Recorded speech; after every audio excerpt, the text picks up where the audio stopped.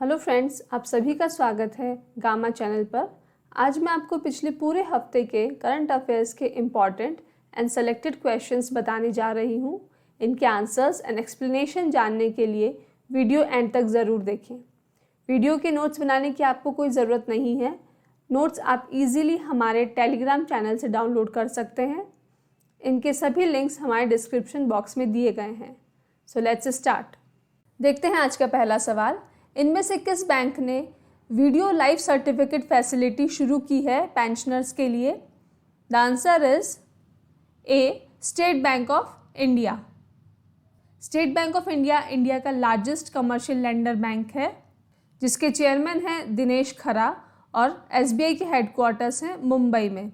तो स्टूडेंट्स, अब तक ऐसा होता था कि पेंशनर्स को अपनी पेंशन लेने के लिए ये प्रूव करना होता था कि वो अलाइव है, जिंदा हैं। इसलिए उन्हें फिज़िकली पेंशन ऑफिस जाना पड़ता था, चाहे वो फिज़िकली फिट हो या ना हो, चाहे उनके पास कम्यूट करने के लिए कोई फैसिलिटी हो या ना हो। तो एसबीआई बैंक की इस नई फैसिलिटी ने उन सभी ओल्ड एज पेंशनर्स की लाइफ बहुत ईजी बना दी है।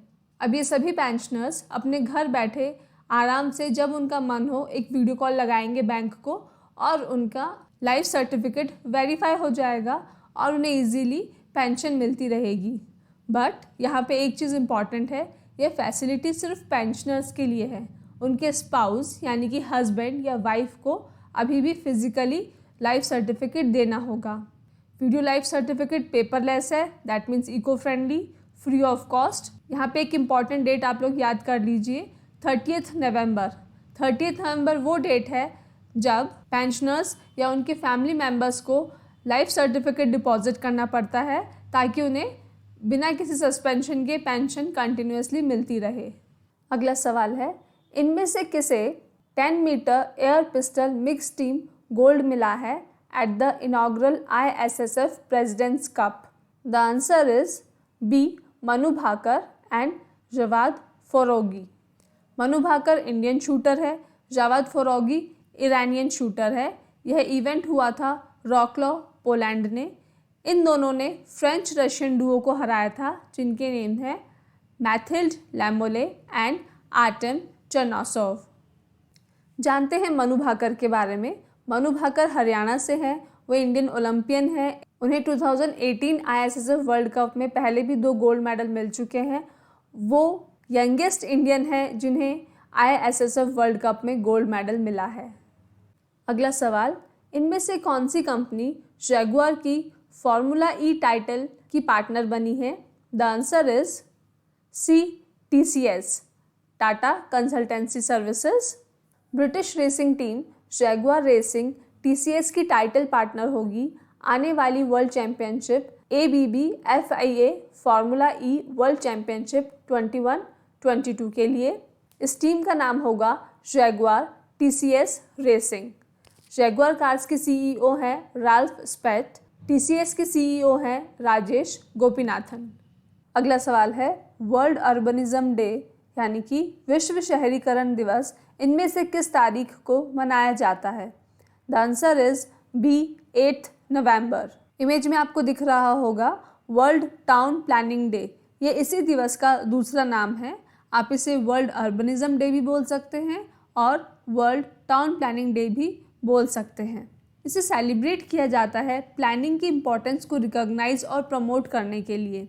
जो लिवेबल कम्युनिटीज़ हैं, टाउनशिप्स हैं, ये सब एक प्लानिंग के साथ अगर बनती हैं, प्लानिंग इन द सेंस कि ड्रेनेज का क्या सिस्टम रहेगा, किस तरह से water, electricity, pipeline, gas connection रहेगा, कैसे आप सोलर एनर्जी को यूज़ करिए प्लानिंग में, कैसे आप टेरेसेस पे सोलर पैनल सेट कीजिए, रेन वाटर हार्वेस्टिंग को भी अपने हाउस प्लानिंग में इंक्लूड करेंगे। पहले क्या होता था, लोगों ने बस घर बना लिया, बन गई लिवेबल कम्युनिटीज़। आजकल ऐसा नहीं है।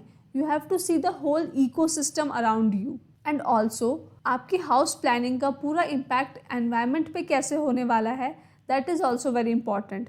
अगर आप रेन वाटर हार्वेस्टिंग करेंगे, सोलर पैनल सेट करेंगे, तो वह एनवायरनमेंट फ्रेंडली है। और अगर आपकी प्लानिंग में आप ट्रीज़ नहीं प्लांट कर रहे हैं, वाटर वेस्टेज हो रहा है, तो that is environment detrimental. So through world urbanism day एक ग्लोबल पर्सपेक्टिव से हमें प्लानिंग को देखना है। यहाँ मैं आपको 2 इम्पॉर्टेंट फैक्ट्स बताने जा रही हूँ। ग्लोबल अर्बन पॉपुलेशन है 56.2%, यानी पूरे विश्व की 56.2% पॉपुलेशन शहरों में रहती है और इंडिया के लिए यही फिगर है 34.93%।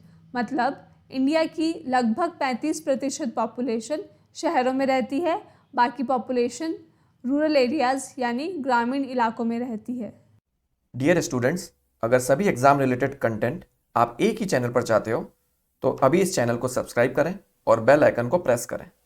और अगर एग्जाम प्रेप को आप हाई लेवल पर ले जाना चाहते हैं तो डिस्क्रिप्शन में आपको ऐप और टेलीग्राम चैनल का लिंक मिल जाएगा। अगला सवाल, इनमें से किस स्टेट में यूनियन पावर मिनिस्टर ने पकल दुल हाइड्रो इलेक्ट्रिक प्रोजेक्ट इनॉग्रेट किया है? The answer is D, Jammu and Kashmir. Union power minister है आर.के. सिंह। पकल दुल हाइड्रो इलेक्ट्रिक प्रोजेक्ट बनेगा किश्तवाड़ डिस्ट्रिक्ट में, जो जम्मू एंड कश्मीर में है। ये प्रोजेक्ट मरुसुदर रिवर पे होगा, जो चेनाब रिवर की एक ट्रिब्यूटरी है। Pakaldul hydro electric project construct किया जाएगा by Chenab valley power projects private limited and Jammu and Kashmir state power development corporation. यह प्रोजेक्ट इंडिया का जो 450 गीगावाट रिन्यूएबल एनर्जी प्रोड्यूस करने का टारगेट है बाय 2030, उसको भी फुलफिल करेगा। हम लास्ट वीडियो में भी इस टारगेट के बारे में बात कर चुके हैं। जम्मू एंड कश्मीर के लेफ्टिनेंट गवर्नर हैं मनोज सिन्हा, जो कि वहाँ के सेकंड लेफ्टिनेंट गवर्नर हैं। अगला सवाल है, इनमें से किस राज्य ने देश का पहला बैम्बू यानी कि बांस से बना क्रिकेट बैट और स्टंप तैयार किया है? The answer is A, Tripura. Bamboo and cane development institute of Tripura ने north east centre of technology application and reach NECTAR के साथ मिलके ये क्रिकेट बैट और स्टंप्स तैयार किए हैं। ये सभी इंटरनेशनल और स्टैंडर्ड प्रोटोकॉल को फॉलो करते हुए ही बनाया गया है।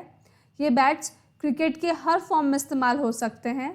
वैसे क्रिकेट बैट के लिए मोस्ट प्रिफर्ड वुड है विलो। त्रिपुरा के चीफ मिनिस्टर हैं बिप्लब कुमार देब।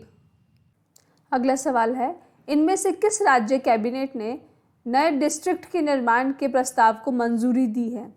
The answer is D, Meghalaya. Meghalaya में एक नई डिस्ट्रिक्ट बनने जा रही है जिसका नाम होगा ईस्टर्न वेस्ट खासी हिल्स डिस्ट्रिक्ट। यह वहाँ की 12th डिस्ट्रिक्ट होगी। मेघालय के चीफ मिनिस्टर हैं कॉनरेड संगमा, जो कि इस डिस्ट्रिक्ट का इनॉग्रेशन भी करेंगे ऑन 10 नवंबर 2021। अगला सवाल, इनमें से किसे power trading corporation of India limited PTC का चेयरमैन और मैनेजिंग डायरेक्टर नियुक्त किया गया है? The answer is C, Rajiv Kumar Mishra. ये पीटीसी का लोगो है। राजीव कुमार मिश्रा ने रिप्लेस किया है दीपक अमिताभ को।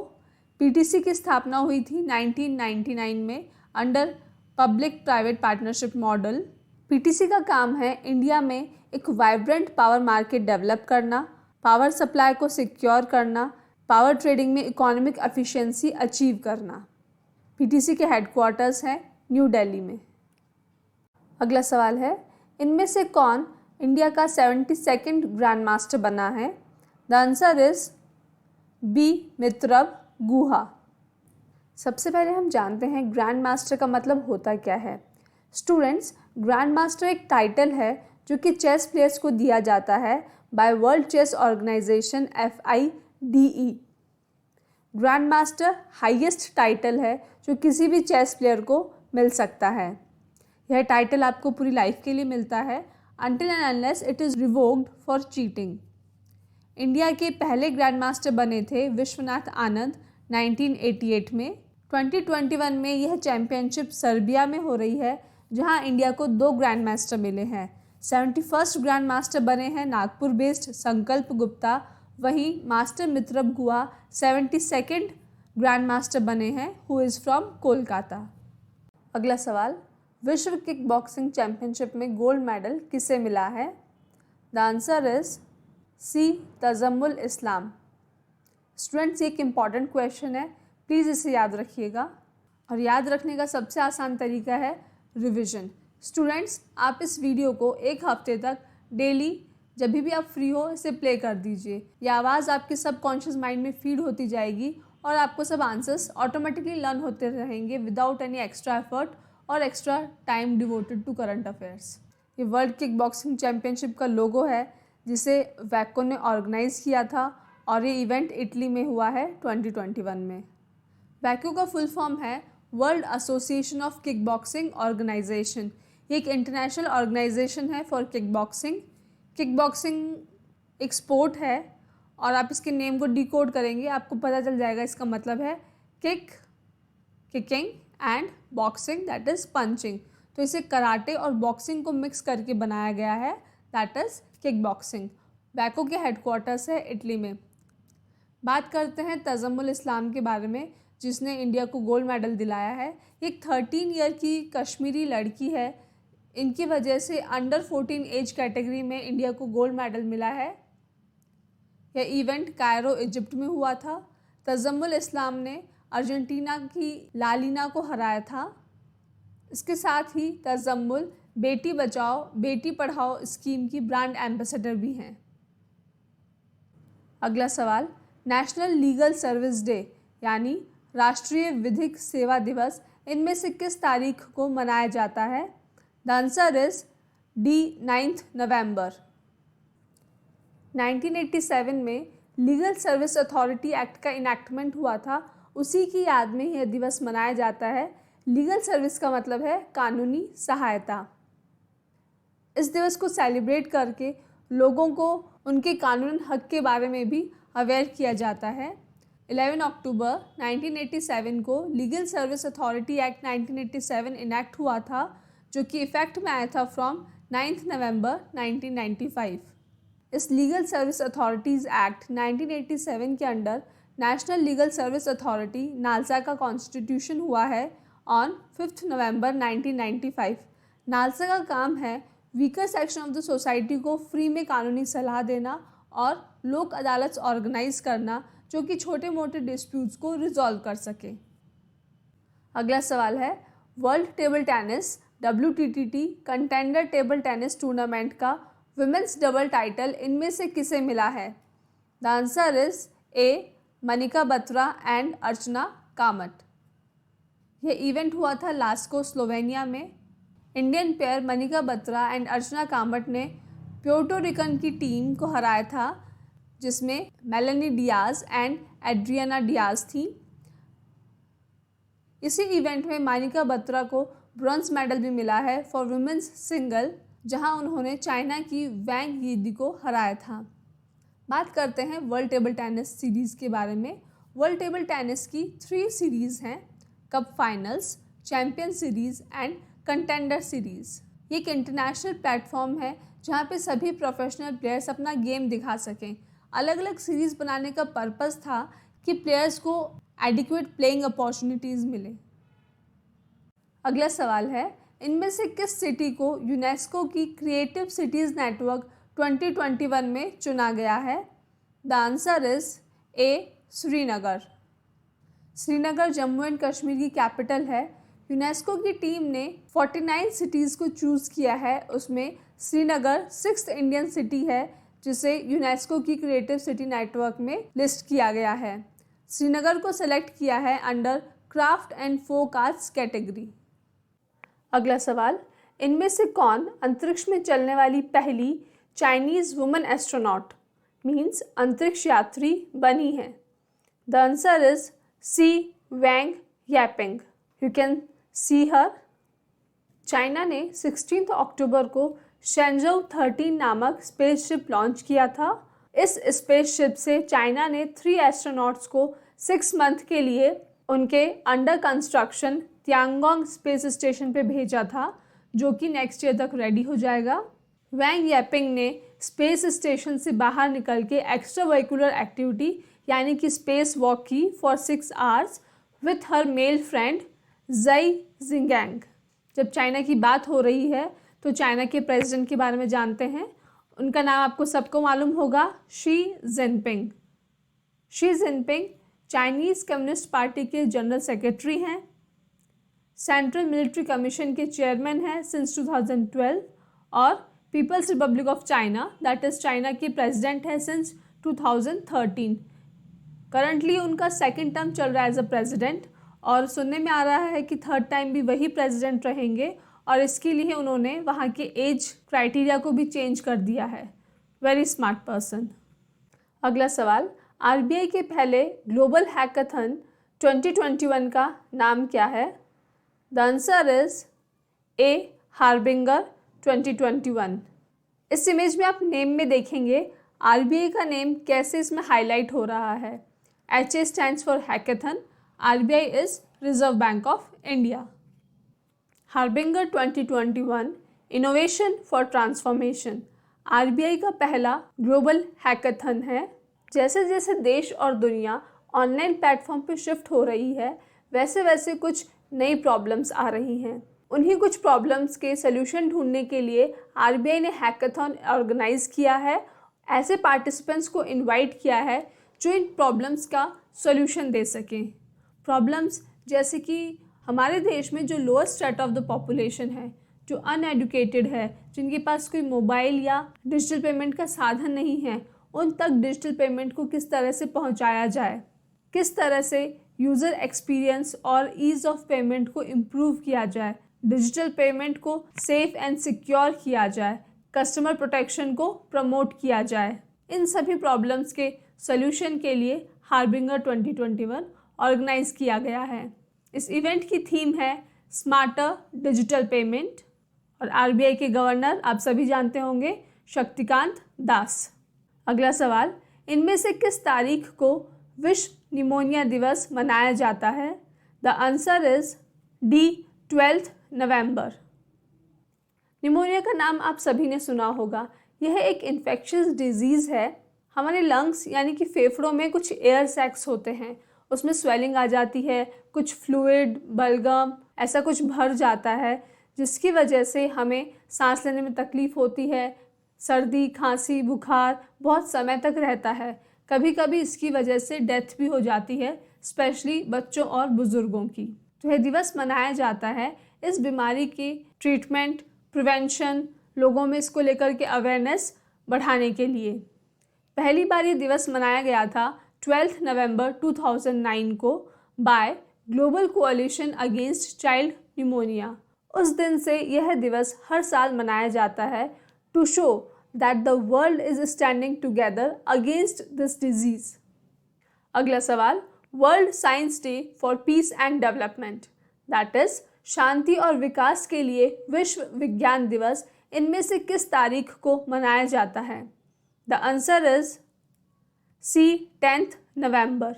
स्टूडेंट्स, मैं आपको एक चीज़ यहाँ बताना चाहूँगी, इस दिन का नाम सिर्फ वर्ल्ड साइंस डे भी हो सकता था, बट आप ये एडिशनल पीस एंड डेवलपमेंट देख रहे होंगे, इसके पीछे एक लॉजिक है। जैसे कि छुरी का इस्तेमाल हम गर्दन और सब्जी काटने में दोनों में कर सकते हैं, उसी प्रकार साइंस का इस्तेमाल भी अच्छे और बुरे दोनों तरह के काम में होता है। But world science day promote करता है साइंस के इस्तेमाल को for peace and development and not for crime. तो यह दिवस मनाया जाता है विज्ञान और विज्ञान के आविष्कारों का सोसाइटी के लिए क्या इम्पोर्टेंस है उसे हाईलाइट करने के लिए। एल्बर्ट आइंस्टीन ने गैलीलियो गैलीली को फादर ऑफ मॉडर्न साइंस कहा है। इस साल की थीम है building climate ready communities.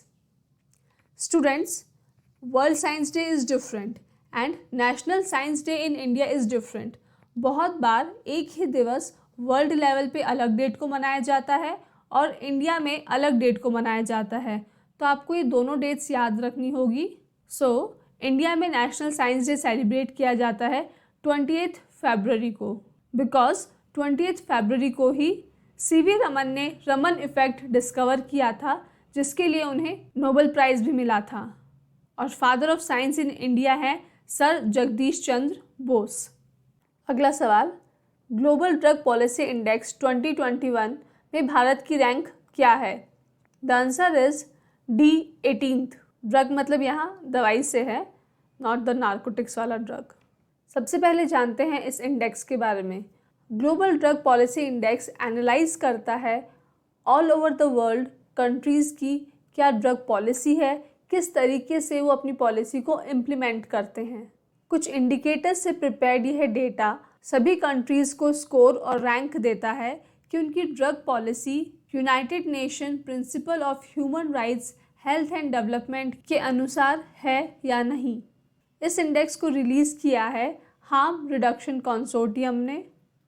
India की रैंक है 18 आउट ऑफ 30 कंट्रीज़। इस इंडेक्स में जो टॉप 5 कंट्रीज़ हैं उनके नाम हैं Norway, New Zealand, Portugal, United kingdom and Australia. अगला सवाल, इनमें से कौन सा देश international solar alliance that is अंतर्राष्ट्रीय सौर गठबंधन ISA का 101st मेंबर बना है? The answer is A, United states of America. International solar alliance ISA की स्थापना मोदी जी ने इंडिया से 2015 में की थी। ISA को समझने के लिए एक बार आप सभी लोग वर्ल्ड मैप को दिमाग में लाइए। Tropic of Cancer that is 23.5 degree north to Tropic of Capricorn that is 23.5 degree south.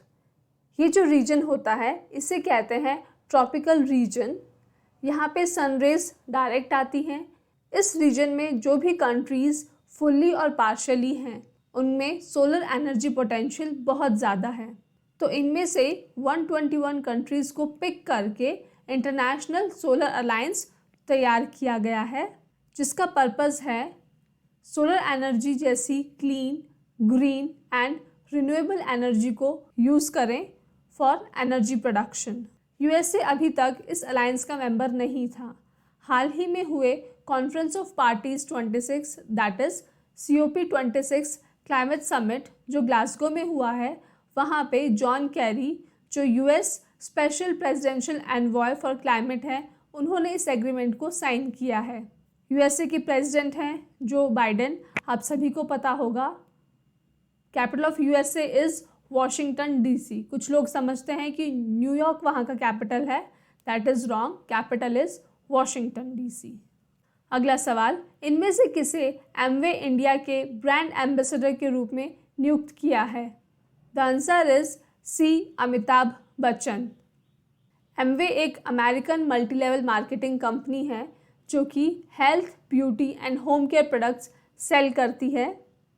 इस कंपनी के ब्रांड एम्बेसडर बनने के बाद सुपरस्टार अमिताभ बच्चन एमवे और न्यूट्रीलाइट के प्रोडक्ट्स को एंडोर्स करेंगे। एमवे इंडिया के CEO हैं मिलिंद पंत। अगला सवाल, climate change performance index 2022 that is जलवायु परिवर्तन प्रदर्शन सूचकांक में भारत का स्थान क्या है? The answer is B, 10th। Climate change performance index एक इंडेक्स है जो कंट्रीज़ के एफर्ट्स को ट्रैक करता है to combat climate change. Means climate change से फाइट करने के लिए या उसे रोकने के लिए कंट्रीज़ क्या एफर्ट्स कर रही हैं। यह index 60 countries and European union के एफर्ट्स को एनालाइज करता है on areas like green house gas emission, renewable energies, energy use and climate policy. मतलब इन कंट्रीज़ ने क्या एफर्ट्स किए हैं जिससे ग्रीन हाउस गैस एमिशन कम से कम हो, रिन्यूएबल एनर्जी का यूज़ ज़्यादा से ज़्यादा हो, नॉन रिन्यूएबल एनर्जी का यूज़ कम हो, और कैसे इन कंट्रीज़ की क्लाइमेट पॉलिसी है ताकि क्लाइमेट चेंज को ये लोग रोक सकें। इस इंडेक्स को रिलीज़ किया है जर्मन वॉच ने on the sidelines of COP26। एक बहुत ही इंटरेस्टिंग बात है कि इस इंडेक्स की टॉप 3 प्लेसेस खाली है। मतलब किसी भी कंट्री ने इतना अच्छा परफॉर्म नहीं किया है कि उन्हें टॉप 3 रैंक दी जा सके। डेनमार्क को 4th प्लेस मिली है in this index, followed by Sweden who is on 5th rank and Norway who is on 6th rank. Students, मैं आपको एक यहाँ पे इंपॉर्टेंट चीज़ बताने जा रही हूँ। आप देखेंगे जो भी अच्छे वाले इंडेक्स है like human development index, climate change performance index, इससे पहले हमने देखा था ग्लोबल ड्रग पॉलिसी इंडेक्स, ऐसे जो भी इंडेक्स हैं इनमें maximum top positions are held by Norwegian countries, जिसमें आते हैं नॉर्वे, डेनमार्क, स्वीडन। तो आप इसे ध्यान में रखिएगा। अगला सवाल है, इनमें से किस राज्य या यूनियन टेरिटरी ने श्रमिक मित्र स्कीम शुरू की है? The answer is D, Delhi. श्रमिक का मतलब होता है अनस्किल्ड और सेमी स्किल्ड वर्कर्स, मजदूर जिसे हम कहते हैं, जो कंस्ट्रक्शन साइट्स पे काम करते हैं, रंगाई पुताई का काम करते हैं, इलेक्ट्रीशियंस हो गए, कारपेंटर्स हो गए, एट्सेट्रा। फोटो में आप देख सकते हैं दिल्ली के chief minister mister Arvind Kejriwal को। इस स्कीम के अंडर 800 श्रमिक मित्र जो बेसिकली गवर्नमेंट एम्प्लॉयज़ होंगे, वो इन वर्कर्स के पास पर्सनली जाएंगे, उनसे मिलेंगे और उन्हें गवर्नमेंट की स्कीम्स के बारे में बताएंगे ताकि वो गवर्नमेंट स्कीम्स का लाभ उठा सकें। दिल्ली गवर्नमेंट ने इन अनस्किल्ड और सेमी स्किल्ड वर्कर्स की सैलरी को 1% इंक्रीज़ करने के लिए इनका डियरनेस अलाउंस भी इंक्रीज़ कर दिया है। और दिल्ली के चीफ मिनिस्टर आप सभी जानते होंगे, मिस्टर अरविंद केजरीवाल। अगला सवाल स्पोर्ट्स से, इनमें से किसने 37th master title at Paris 2021 जीता है? The answer is C, Novak जोकोविच। You can see him with his winning trophy. Novak जोकोविच सर्बिया से हैं और उन्होंने इस इवेंट में डेनिल मेडवेडेव जो रशिया से हैं उनको हराया है। जोकोविच का ये 6th पेरिस टाइटल है एंड 37th मास्टर टाइटल है, जो कि एक रिकॉर्ड है।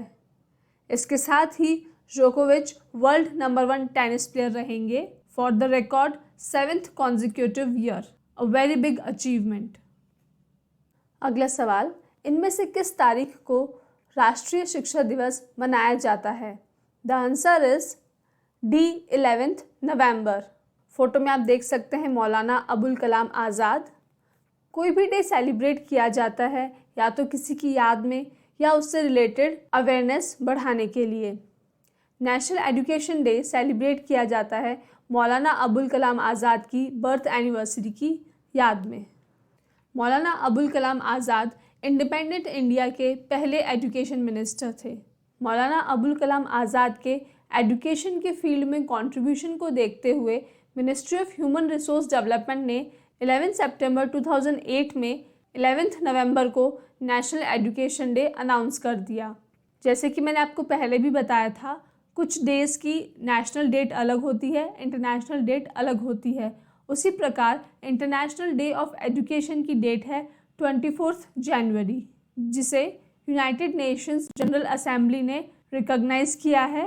यूनाइटेड नेशंस 24 जनवरी सेलिब्रेट करता है to celebrate the role of education in bringing global peace and sustainable development. अगला सवाल, इनमें से किस शहर ने इंडिया के पहले physical national Yogasana sports championship को होस्ट किया है? The answer is C, Bhubaneswar. National Yogasana sports federation NYSF ने नेशनल योगासन स्पोर्ट्स चैंपियनशिप 2021-22 को ऑर्गेनाइज किया in association with Odisha state from 11 November to 13 November 2021। India की 30 स्टेट से कुछ 560 यंग योगासन स्पोर्ट्स एथलीट्स ने इस इवेंट में पार्टिसिपेट किया है। इनका पर्पस है योगा को एक ग्लोबल कॉम्पिटिटिव स्पोर्ट के रूप में प्रमोट करना, along with high standards and benchmarks जो कि योगा के होते हैं। उड़ीसा के चीफ मिनिस्टर हैं नवीन पटनायक। नवीन पटनायक बिजू जनता दल की प्रेसिडेंट भी हैं और एक राइटर भी। देखते हैं आज का आखिरी सवाल, इनमें से कौन सी तारीख को public service broadcasting day that is लोक सेवा प्रसारण दिवस मनाया जाता है? द आंसर इज डी 12 नवंबर। 12 नवंबर 1947 को महात्मा गांधी पहली बार ऑल इंडिया रेडियो दिल्ली के स्टूडियो में गए थे। पार्टीशन के बाद जो रेफ्यूजीज़ पाकिस्तान से आकर हरियाणा के कुरुक्षेत्र एरिया में रह रहे थे टेम्पररी, उन लोगों को एड्रेस करने के लिए महात्मा गांधी जी ने ऑल इंडिया रेडियो की सहायता ली। ये पहली और इकलौती बार था जब महात्मा गांधी ने ऑल इंडिया रेडियो के स्टूडियो को विजिट किया। उसी दिन की याद में पब्लिक सर्विस ब्रॉडकास्टिंग डे मनाया जाता है। ऑल इंडिया रेडियो की स्थापना 1936 में हुई थी।